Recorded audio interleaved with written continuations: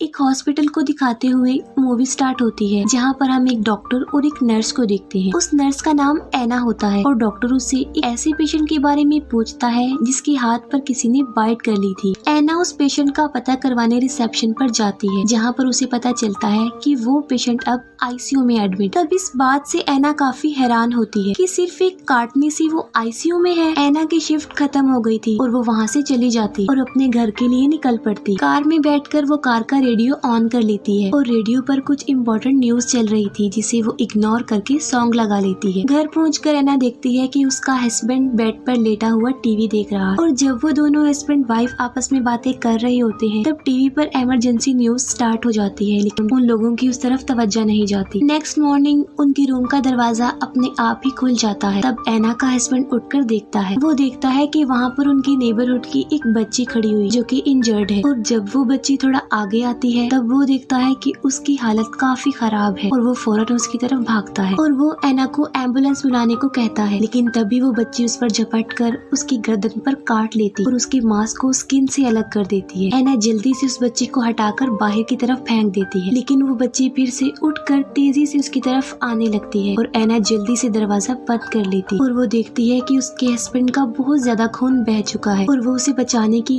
उसका खून रोकने की काफी कोशिश करती है, लेकिन उसे कुछ भी नहीं हो पाता और वो इमरजेंसी नंबर पर कॉल कर देती है, लेकिन आगे से सारी लाइंस बिजी होती हैं। वो बार बार ट्राई करती है, लेकिन स्टिल लाइंस बिजी आ रही थी। तभी एना का हस्बैंड एक नॉर्मल इंसान की तरह उठकर खड़ा हो जाता है, जैसे कि उसे कुछ भी ना हुआ, और जैसे ही एना उसका नाम लेकर उसे बुलाती है, वो उस पर अटैक कर देता और अब वो काफी तेज, काफी खतरनाक हो चुका था। उसकी आंखों का कलर भी चेंज हो गया था। एना किसी तरह खुद को उससे बचाकर वॉशरूम में खुद को लॉक कर लेती है और वो बाथरूम की विंडो को ओपन करने की कोशिश करती है, लेकिन वो खिड़की उससे नहीं खुलती। तभी बाहर से आवाजें आना बंद हो जाती है और सब कुछ नॉर्मल हो जाता है। एना समझती है कि शायद उसका हस्बैंड चला गया और वो दरवाजे के पास जाकर उसे आवाज लगाती है। बस ऐसा करना ही था कि उसका हस्बैंड दरवाजे को तोड़ने लगता और अंदर घुसने लगता है। तब एना दोबारा से खिड़की को ओपन करने की कोशिश करती है और इस बार वो खिड़की खुल जाती है। एना जल्दी से खिड़की से कूदने की कोशिश करती है, लेकिन वो उसे पकड़ लेता है। तब बदले में एना उसे हिट करके बाहर कूद कर अपनी जान बचा लेती। बाहर निकलकर वो अपने एक नेबर से हेल्प मांगती है, लेकिन बजाय उसकी मदद करने के वो उस पर ही गन पॉइंट कर देता। लेकिन जैसे ही वो एना की तरफ बढ़ने लगता है, एक एम्बुलेंस उसे उड़ाते हुए ले जाती है। एना अपने टाउन की कंडीशन देखती है कि वहाँ पर कितना बुरा हाल हो गया है। लोग पागलों की तरह इधर उधर भाग रहे हैं, जगह जगह पर आग लगी हुई है। लेकिन ये सिर्फ उसकी नेबरहुड में नहीं था, बल्कि पूरा शहर ही इस लपेट में आया हुआ था। तभी अचानक से एना का हस्बैंड बाहर आ जाता है और वो फौरन कार में बैठकर कार को अंदर से लॉक कर लेती, लेकिन इसके बावजूद भी वो उसकी जान नहीं छोड़ता। वो कार पर चढ़ के उसका शीशा तोड़ने लगता है और एना जल्दी से कार स्टार्ट करके वहाँ से निकल जाती है। और तब हमें पूरे शहर का मंजर दिखाया जाता है कि पूरे शहर में तबाही मच रही, पूरा सिटी डिस्ट्रॉय हो गया। एना जो कुछ देख रही थी उसे उस पर समझ नहीं आ रहा था कि ये क्या हो रहा है, लोग क्यों बुरी तरह एक दूसरे को काट रहे हैं। और तभी एक आदमी आकर एना से कार स्नैच करने की कोशिश करता है और एना जल्दी से रेस को प्रेस कर देती है और उसकी गाड़ी मेन रोड से उतरकर क्रैश हो जाती है और एक ट्री में जाकर लगती है, जिससे एना बेहोश हो जाती है। जब एना को होश आती है तो वो कार से बाहर आती है। कार से बाहर आकर एक पुलिस ऑफिसर जिसका नाम कैनेट होता है, वो उसे गन पॉइंट कर देता है और उसे कुछ बोलने के लिए कहता है, ताकि उसे ये पता चल सके कि वो इंसान है या ज़ॉम्बी, क्योंकि ज़ॉम्बी बोलते नहीं है। जिस पर एना प्लीज कहकर इस बात का सबूत देती है कि वो एक इंसान। और जब पुलिस ऑफिसर को इस बात का यकीन आ जाता है कि वो एक इंसान है, वो आगे बढ़ जाता है और एना भी उसके पीछे पीछे चलने लगती है, क्योंकि ऑब्वियसली वो एक पुलिस ऑफिसर के साथ सिक्योर रहेगी। अभी वो थोड़ी दूरी पर ही पहुंचते हैं कि सामने से उन पर कोई गोली चला देता और वहाँ पर 3 लोग होते हैं, जिनमें एक लड़के का नाम होता है माइकल, दूसरे का होता है एंड्रयू और उनके साथ उसकी वाइफ भी होती है। उन बॉयज में एक लड़का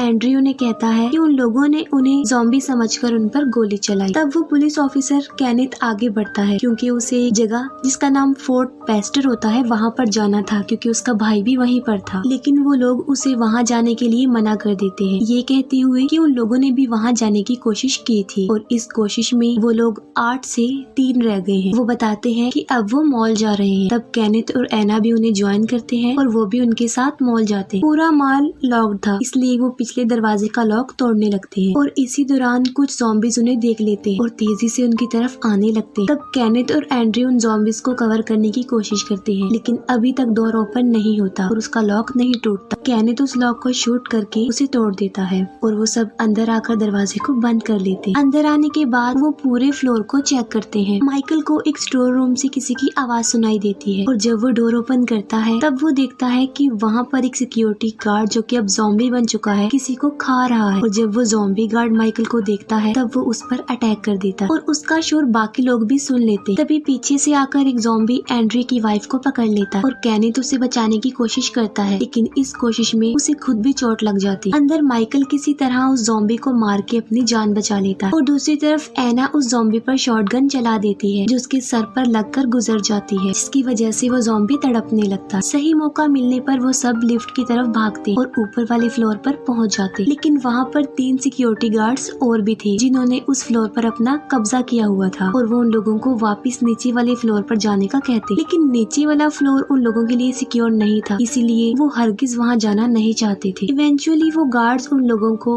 उस फ्लोर पर अपने साथ रखने के लिए एग्री हो जाते हैं, लेकिन उनकी हेल्प करने के लिए नहीं बल्कि उन्हें प्रिजनर्स बनाकर, और वो उनसे उनकी गन्स भी छीन लेते हैं। अंदर जाकर एना कैनेथ के जख्म की पट्टी करती है और एंड्री देखता है कि उसकी वाइफ को एक ज़ॉम्बी ने काट लिया, लेकिन वो इस बात को हाइड रखता है और किसी से शेयर नहीं करता। वो लोग टीवी देखते हैं और उन्हें न्यूज पर उन ज़ॉम्बीज के बारे में ये इन्फॉर्मेशन मिलती है कि ये ज़ॉम्बी सिर्फ सर में गोली मारने से ही मरते हैं। और मिलिट्री ऑफिसर बताता है कि फोर्ट पेस्टर जहाँ पर कैनेथ ने जाना था ये वही प्लेस थी और वो अभी तक सेफ है। अगर कोई सर्वाइवर यहाँ आना चाहता है तो वो यहाँ आ सकता है। वो सिक्योरिटी गार्ड्स ग्राउंड फ्लोर पर जाते हैं ताकि ज़ॉम्बीज से लड़ सके और वो ज़ॉम्बी जो पानी में तड़प रहा होता है वो उस पर वो बात आजमाते हैं कि उन्हें सर पर मारने से ही वो मरते हैं और वो ज़ॉम्बी को शूट कर देते हैं। और बाकी लोग छत पर सिग्नल यानी SOS लिखते हैं ताकि हेलीकॉप्टर्स यहाँ पर आए और उनकी हेल्प कर सके। मॉल के सामने वाले फ्लोर पर एक सर्वाइवर होता है जो वहाँ पर अकेला था। फिर हम देखते हैं कि मॉल के आसपास बहुत सारे ज़ॉम्बीज जमा हो रहे हैं। रात को सिक्योरिटी गार्ड सीजे उन सब लोगों को एक कंपार्टमेंट में बंद कर देता है ताकि वो कोई ऐसी वैसी हरकत ना कर सके। नेक्स्ट मॉर्निंग एक सिक्योरिटी गार्ड सिक्योरिटी रूम में जाता है तब वो CCTV फुटेज में देखता है कि एक ट्रक उस मॉल यानी उनकी तरफ तेजी से आ रहा है और सब लोग उस ट्रक में बैठे हुए सर्वाइवर्स को बचाना चाहते थे, लेकिन सिक्योरिटी गार्ड सीजे जिसे सिर्फ अपनी जान प्यारी थी और वो उन्हें बचाना नहीं चाहता था। तब दूसरा सिक्योरिटी गार्ड उसकी इस बात पर एग्री नहीं करता तो वो उसे भी मारने की धमकी देता। इसी बहस के दौरान मौका मिलते ही वो सब उनसे उनके हथियार छीन कर अब उन्हें प्रिजनर्स बना लेते हैं और फिर वो ट्रक वाले लोगों को बचाने जाते हैं और उन लोगों को पिछले डोर पर आने का सिग्नल देते हैं। ड्राइवर ट्रक को बैक करके दरवाजे पर ट्रक लगा देता है। तब माइकल और एंड्री उन्हें बचाने के लिए बाहर आते हैं और एक कपल पहले ही ट्रक पर चढ़कर खुद को सेव कर लेता है, लेकिन वो कहते हैं कि ट्रक के अंदर भी 6 लोग हैं। अब सारे ज़ॉम्बीज उनकी तरफ बढ़ने लगते हैं और वो दोनों उनका मुकाबला करते हैं, उन्हें मारते हैं, लेकिन वो ज़ॉम्बीज तादाद में बहुत ज्यादा थे। तब वो जल्दी से भागकर दरवाजे को लॉक कर लेते और वो लोग उन ट्रक में बैठे सारे सर्वाइवर्स को बचा लेते हैं और वो टोटल 8 लोग। अब क्योंकि उनके पास ट्रक भी था तो कैनेथ फोर्ट पेस्टर के लिए जाने लगता है, इस पर एक सर्वाइवर उसे ये कहकर मना कर देता है कि फोर्ट पेस्टर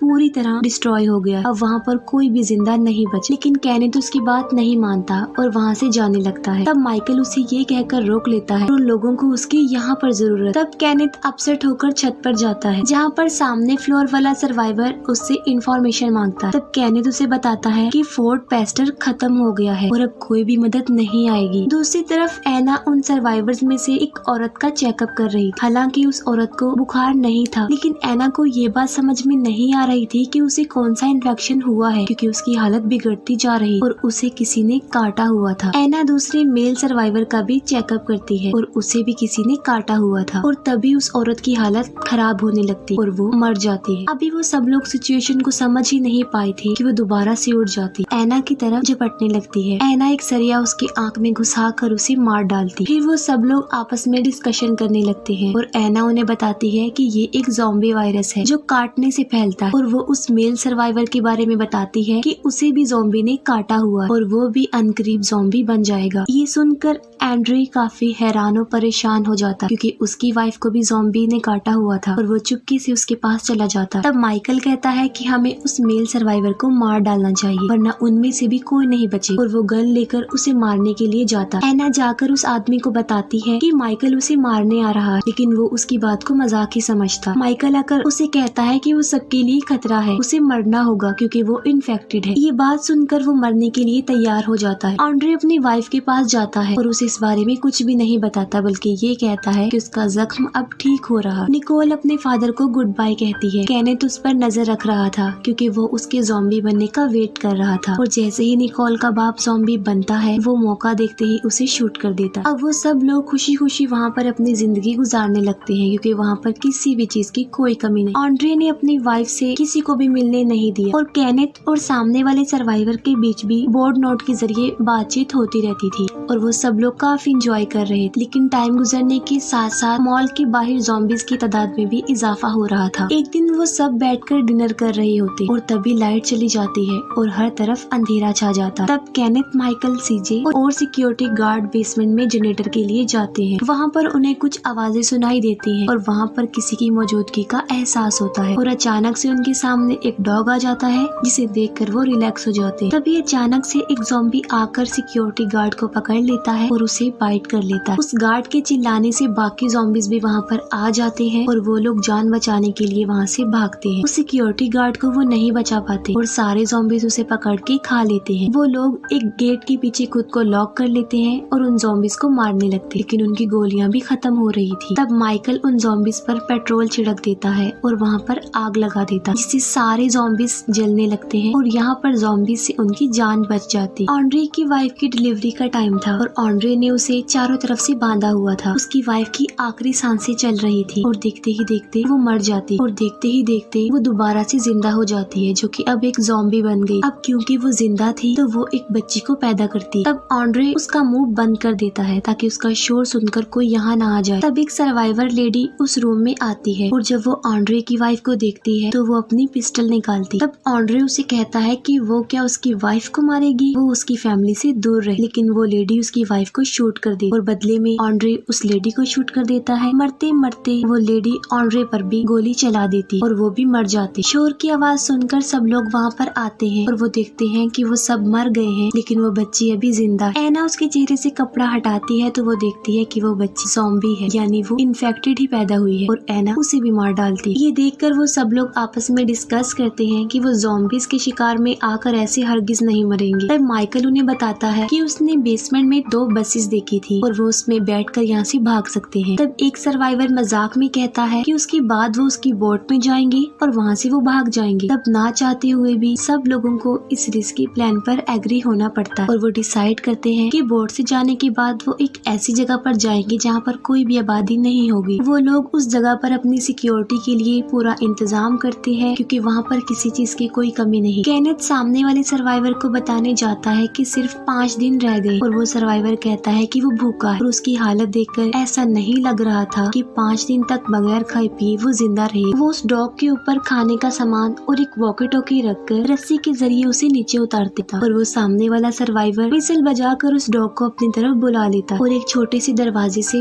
उसे अंदर ले लेता, लेकिन उसके साथ बहुत सारे ज़ॉम्बीज भी उस दरवाजे के जरिए अंदर चले जाते हैं। वो वॉकी टॉकी के जरिए उस सर्वाइवर से कांटेक्ट करते हैं, जिस पर उन्हें पता चलता है कि उसे भी उन ज़ॉम्बीज ने काट लिया। फिर तभी उन्हें ट्रक की आवाज आती है और उस ट्रक में निकोल होती है जो सामने वाले सर्वाइवर की दुकान पर जाती है उस डॉग को बचाने के लिए है। उन लोगों को वही सर्वाइवर नजर आता है जो कि अब ज़ॉम्बी बन गया था और वो निकोल को वहाँ से निकलने का कहते हैं और ये कहते हैं कि वो वहाँ पर छुप जाए। तब वो लोग गटर के जरिए उसे बचाने के लिए जाने का प्लान बनाते हैं और एक सर्वाइवर को डोर पर खड़े होने का कहते हैं ताकि जब वो वापस आए तो दरवाजा खुला हो। गटर के जरिए वो सब लोग दुकान के बाहर तक आ जाते हैं, लेकिन जब लास्ट वाला सर्वाइवर आने लगता है तब गटर के ढक्कन की आवाज से वो ज़ॉम्बीज उन्हें देख लेते हैं और उनकी तरफ बढ़ने लगते हैं और वो लोग ज़ॉम्बीज का मुकाबला करके उन्हें मार कर उस शॉप के अंदर चले जाते हैं और वहाँ पर उन्हें वही सर्वाइवर मिलता है जो इस शॉप का ऑनर था और वो अब ज़ॉम्बी बन गया था और केनेथ उसे सॉरी कहते हुए शूट कर देता। फिर वो निकोल को देखते हैं कि वो बिल्कुल सही सलामत। फिर वो लोग वहाँ से अपने लिए बहुत सारे हथियार इकट्ठा करते हैं और तब सीजे एक प्लान बनाता है। वो एक गैस सिलेंडर बाहर फेंकता है और उस सिलेंडर को शूट कर देता है, जिससे बहुत बड़ा ब्लास्ट होने की वजह से ज़ॉम्बीज मर जाते हैं और वो सब गटर की तरफ भागते हैं। सबसे आखिर में सीजे रह जाता है और फिर वो भी गटर में आ जाता है और सबसे आखिर में एक सर्वाइवर बचता है और ज़ॉम्बी से बचने की वजह से